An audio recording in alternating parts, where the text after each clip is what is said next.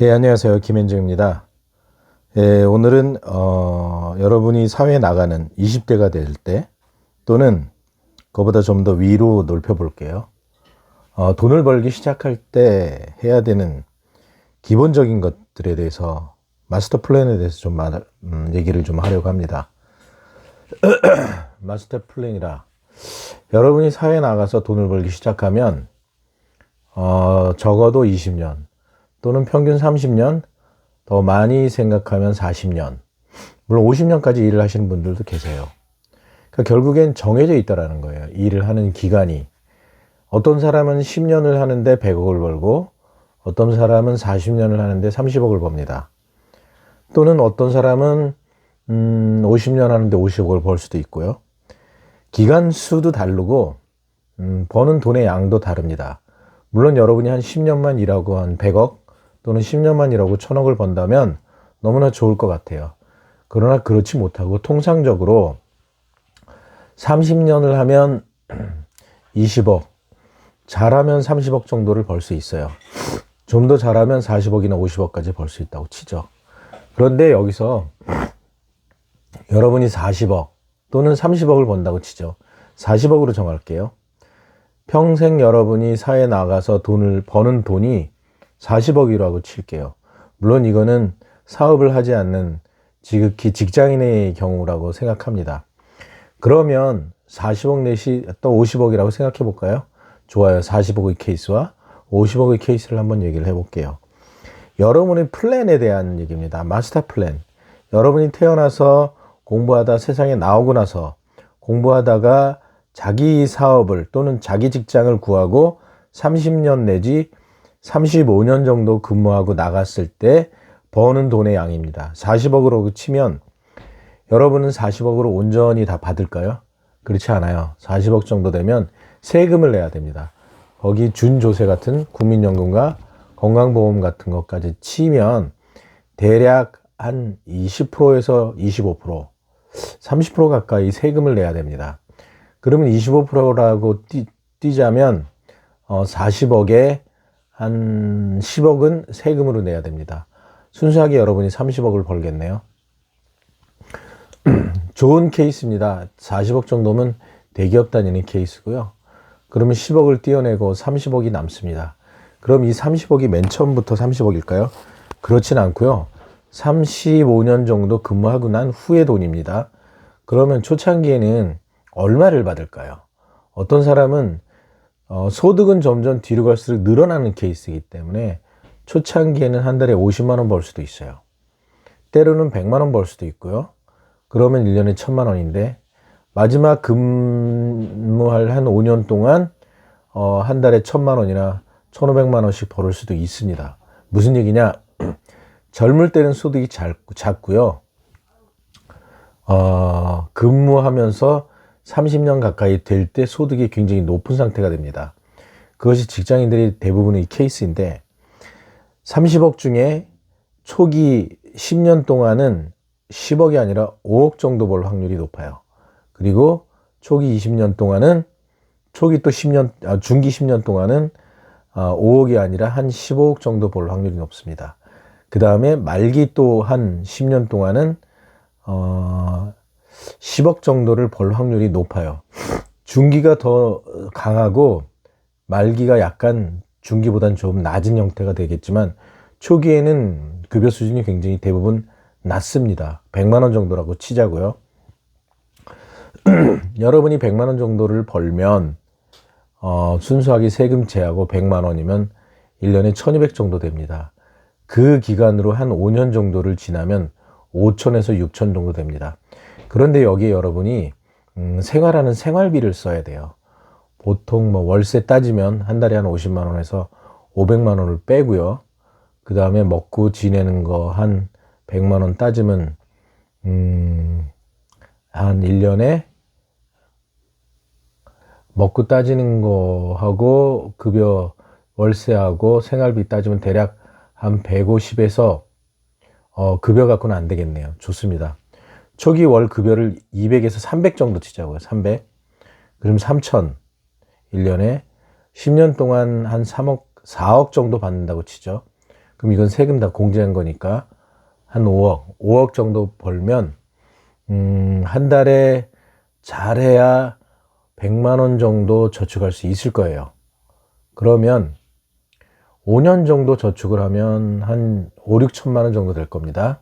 생활비 빼고.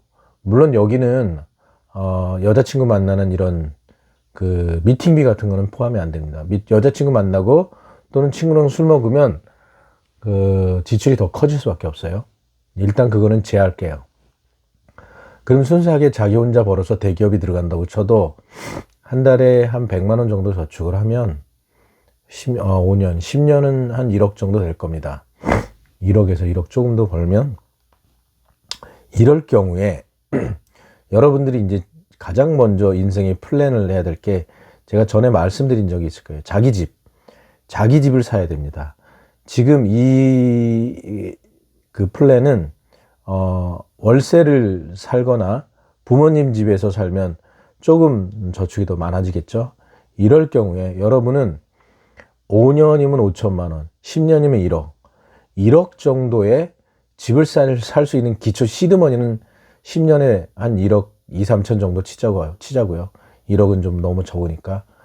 그리고 모은 후에 집을 사려고 딱 가보니 집이 얼마죠? 경기도만 해도 30평은 좀 먼 곳에 있는 일산 넘어가면 30년 된 게 한 4억 정도 돼요. 그러면 여러분은 기껏 집을 살 수 있는 자금의 25% 정도밖에 모은 게 안 되네요. 그쵸? 예.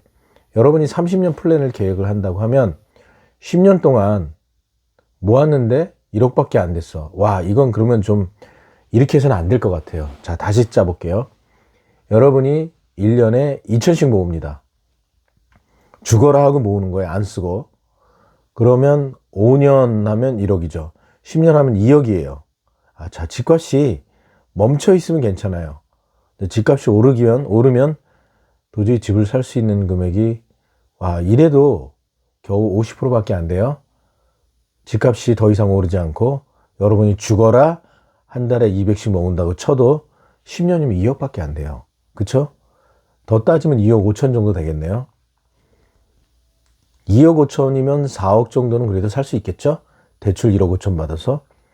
여러분이 10년 동안 겨우 초근 목피하고 여자도 안 만나고 죽어라 모아서 2억 5천 돼서 추가로 1억 5천 대출 받으면 신축도 아니에요. 그쵸? 구축이죠? 4억 정도 되는 아파트를 29평 또는 32평 언저리에 집을 한 채 좀 낮은 컨디션에 구할 수 있습니다. 한 20년 정도 20년 정도 된 거. 자, 그러면 이제 여러분이 10년 살았어요. 또 1억 5천을 갚아야 되죠. 그러면 한 10년 정도 갚는다고 치자고요. 1년에 뭐 2천만 원씩 모아서. 그러면 충분히 갚을 수 있겠네요.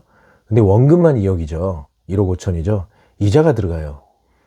이자를 따지면 이자를 10년 정도 갚는다 치면 대략 한 5% 정도, 4%, 5%, 1억 5천에 한 7, 800 정도 되겠네요. 1년에. 자, 1년에 800씩 이자만 냅니다. 그러면 10년 동안 갚으면 좀 이자는 줄겠죠? 그럼 7천이 아니라 최소한 5천은 될 거예요. 그럼 나는 2억을 갚는 거죠. 10년 동안. 그럼 천상 2천만 원씩 또 갚아야 돼요. 정말 내 생활을 위해서 뼈빠지게 해갖고. 그러면 20년에 여러분은 경기도에 있는 4억짜리 아파트 하나를 잘하면 구할 수 있습니다. 연애도 하면 안 되고 친구들 만나서 술 먹으면 안 되고 그러면 4억짜리 아파트 한 채를 구할 수 있어요. 경기도에. 그러면 얼마가 지났죠? 예, 여러분은 20년이 지났습니다. 앞으로 남은 10년은 15년은 그나마 퇴직금도 있네요. 10년과 15년은 여러분 죽어라 하고 모으면 2억에서 2억 5천 또 모을 수 있어요. 그러면 여러분이 혼자 살면서 이제는 그 대신 원룸 경비는 적게 들겠네요. 그렇게 따지면 조금 땡길 수가 있겠네요. 그러면 30년 그래도 3억 정도 치자고요. 여러분이 30년을 넘게 대기업에 직장을 다니면서 결혼도 안 하고 알뜰살뜰 모으면 4억짜리 경기도 아파트 한 채 하고요. 한 2억에서 3억 정도 현금. 그 다음에 퇴직금을 챙길 수 있습니다. 자, 이 정도면 어떠나요? 예, 플랜이 아주 좋네요. 그동안에 중간에 놀러 다니는 거는 계산이 안 들어가 있어요. 놀러 다니는 건 쉽지 않아요. 왜냐면 여러분 지금 1년에 2천씩 모아갖고 집을 사야 되는데 어딜 놀러 다닙니까? 예? 무슨 뭐 해외여행, 뭐 오마카세 해외여행 그런 거 하면 경기도에 집 한 채도 못 사요. 결론은 부모님이 도와주시지 않으면 여러분은 제대로 집을 살 수 없습니다. 결론은 부모님이 부가 대물림 되지 않으면 여러분은 만족한 삶을 살 수가 없는 거예요. 지금 현재 우리나라가 이렇습니다. 그래서 여러분은 태어나자마자가 아니라 직장을 구하는 순간부터 정말 짠돌이로 잘 수밖에 없어요. 중간에 큰 코인을 투자를 해서 큰 돈이 되거나 주식을 투자해서 큰 돈이 되지 않는다면 여러분은 당장의 노동소득으로 정말 35년을 지나고 난 후에 봤을 때 집 한 채, 3억, 퇴직금 그래도 살만합니다. 하지만 결혼을 하는 순간엔 완전히 큰일 납니다. 물론 대부분 어떤 여자는 여러분보다 더 많은 돈을 벌 수도 있어요. 하지만 대부분은 여자들은 남자들보다 소득이 적어요. 그리고 두 번째, 아이를 낳으면 출산을 하러 가야 되잖아요. 출산하는데 회복하는 동안 1년, 대부분의 기업에서 요즘 많이 좋아졌다고 해도 좋아하질 않아요. 출산휴가 가는 걸. 남자도 출산휴가 가는 걸 뭐라고 하는데 그나마 정부의 눈치가 무서워서 그거를 하긴 하는데요. 대기업은 그래도 괜찮습니다. 다 인정을 해주니까. 근데 둘이 대부분 보면 여자들이 상대적으로 급여가 좀 낮습니다. 그런데 거기에 뭐가 있죠? 아이들 육아비. 예. 아이들은 뭐 그냥 손가락 빨고 살 수 없잖아요. 예. 분유부터 아이들 옷, 이런 것들이 아이들 하나 키우는데 대략 대학까지 졸업하는데 3억 8천 정도 든다고 하더라고요. 그러면 여러분은 3억 8천이면 한 4년 5년의 소득을 세금을 공제하지 않은 소득을 아이 한 명에 다 때려 넣어버려야 돼요. 경기도에. 그러면 여러분이 다시 계산을 해볼게요. 여러분이 대기업에 들어가서 35년 지난 후에 경기도에 아파트 한 채 그리고 3억 현금은 안 남겠네요. 왜냐고요? 아이 키우는 데 들어가야 되니까. 예. 더구나 물론 와이프가 소득이 있으면 괜찮습니다. 그래서 지금은 절대 와이프가 직업이 없는 여자를 구하면 여러분은 그냥 쪽납니다. 와이프가 직업이 없는 여자를 구하면 여러분의 지출 자체가 애도원이 돼버려요. 그러면 35년 지난 후에 경기도의 집 한 채 플러스 3억이 아니라 경기도의 집 한 채 아직 다 못 갚은 대출 1, 2억이 남아있는 거예요. 퇴직해도. 퇴직금으로 그걸 갚고 여러분은 정말 퇴직금을 일부를 손실해서 한 2, 3억 정도 남은 상태로 끝납니다. 정말 암울해요. 그러니까 지금은 결혼을 하면 거의 대부분 부모로부터 도와주지 않으면 마이너스인 세대가 된 겁니다. 정부는 자꾸 아이를 낳으라고 해요. 그러면서 뭘 해주죠? 저리 대출. 대출 원금의 1, 2%를 깎아주는 게 얼마나 큰 영향을 줄까요? 여러분들한테 1, 2% 깎으면 그나마 좀 낫겠죠? 그런데 문제는 그 대출 자체 액수가 크다는 겁니다. 원칙적으로 따지면 4억의 아파트가 아니라 아파트 가격이 확 떨어진 상태여야 돼요. 3억 또는 10억이 아니라 서울은 바라보지도 못하죠. 서울은 15억 뭐 이러는데 그러면 지금 태어난 아이들은 부모가 아파트를 소유하지 않고 있다. 그러면 얘네들은 집을 구할 수 없어요. 만약에 아이가 둘이다. 그러면 한 명은 자기가 집을 구해야 되는데 집을 못 구할 확률이 높아요. 특히 서울에서는. 이런 상황이 반복되는 과정 중에 정부는 또 뭘 하죠? 특례보금자리 계속 넣고 있습니다. 가격을 하락시키지 못하게 하고 막고 있는데 예, 아이를 못 낳는 환경을 만들면서 아이는 낳으라고 하는 아이러니가 계속되는 거고요. 그럼에도 여러분은 결혼을 하든 안 하든 어차피 여러분 나중에 나이가 들어서 죽을 때 벌판에서 죽을 거예요? 월세를 내다가 죽을 거예요? 전세 내다가 죽을 거예요? 아니잖아요. 자기 집에서 살다 죽으려고 할 거 아닙니까? 그러면 여러분은 딱 계획이 정해져 있습니다. 부모가 부자든 아니든 간에 여러분은 취직하는 그 순간부터 모든 지출을 줄이도록 노력해야 됩니다. 아주 기초소득, 기초소비만 해야 되고요. 나머지는 다 저축해서 뭘 하죠? 예, 여러분이 살 집을 구할 시드머니를 먼저 마련해야 돼요. 그게 5년이 걸리면 정말 좋은 거고요. 10년이 걸리면 그나마 평범한 거고요.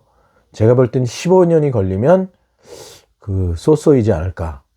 그리고 나머지 뭐 해야 돼요? 또 대출 받아서 남은 30년, 아니 남은 15년 또 그걸 갚아 나가야 됩니다. 왜냐하면 여러분 대출이 그 집값의 대략 50%일 확률이 높으니까요. 근데 이게 누가 원한 거죠? 모르겠어요. 저는 개인적으로 정부가 원하는 것 같아요. 이런 상황에서 아이를 낳을 수 있을까요? 방법은 또 하나 있습니다. 집 자체를 싼 집을 구하는 방법이 있어요. 빌라 같은 거. 집은 꼭 서울의 한강변에 집을 구할 필요는 없어요. 내가 구하는 집이 내 집이니까. 내가 혼자 살면 좀 좁은 집, 둘이 살면 그보다 넓은 집, 셋이 살면 더 넓은 집. 다만 내 직장과 집이 너무 멀다면 문제가 좀 있겠죠. 그래서 어느 정도 거리되는 집을 구하는 게 여러분들에게 좋지만 대부분은 부모가 도와주지 않으면 구할 수 없는 수준까지 가격이 올라와 있습니다. 더군다나 정부는 이 가격을 내리려고 절대 허락할 생각이 없어요. 그래서 출산율도 자꾸 하락하는 것이고 결혼도 점점 하지 않는 것입니다. 왜? 소수의 소득이 되는, 소수의 자산이 되는 사람만 결혼과 출산을 할 수 있거든요. 이게 안 되면 나중에 아마 외국인들 계속 수입할 거예요. 뭐 100만 명이 됐든 미국처럼 1000만 명이 됐든 5천만 명이 됐든 수입을 해서 그 빈 공간을 메꾸려 할 겁니다. 대신에 누가 이걸 정하죠? 예, 기득권, 자산이 많고 돈이 많은 사람들이 이걸 정하기 때문에 변할 수는 없어요. 다만 여러분들은 제가 말씀드립니다. 여러분들 길거리에서 살다가 죽을 생각 없죠. 월세 내다 죽을 생각 없죠. 전세 살다가 죽을 생각 없으시면 취직하는 그 순간부터 부모님을 원망하는 거는 너무 늦었어요. 그러니까 부모님이 혹시 여러분 소득을 나 돈 좀 대줘라 라고 하면 완전히 쌩까시고 여러분들 자신을 위해서요. 무조건 돈을 모으시고 짠돌이로 사십시오. 연애를 할 때가 아닙니다. 결혼할 때도 아니고요. 아이를 낳을 때도 아니에요. 왜? 여러분들 목숨이, 여러분들 생각이, 생활이 경각에 달렸는데 언제 결혼을 하고 누구를 위해서 아이를 낳고 누구를 위해서 결혼을 하나요? 누구를 위해서 연애를 하고 여러분 자신을 집중을 하기 위해서 여러분이 살 집을 구하기 위해서 15년 동안 저축하시고 15년 동안 더 갚고 퇴직금으로 남은 생을 사십시오. 그게 그나마 여러분들이 이 세상에서 사람답게 살아가다 갈 수 있는 마스터 플랜이라고 저는 생각합니다. 네, 이상입니다. 오늘은 요즘 젊은이들이 세상에 태어나서 어떻게 살아갈지에 대해서 잠깐 얘기를 나누었습니다. 네, 감사합니다.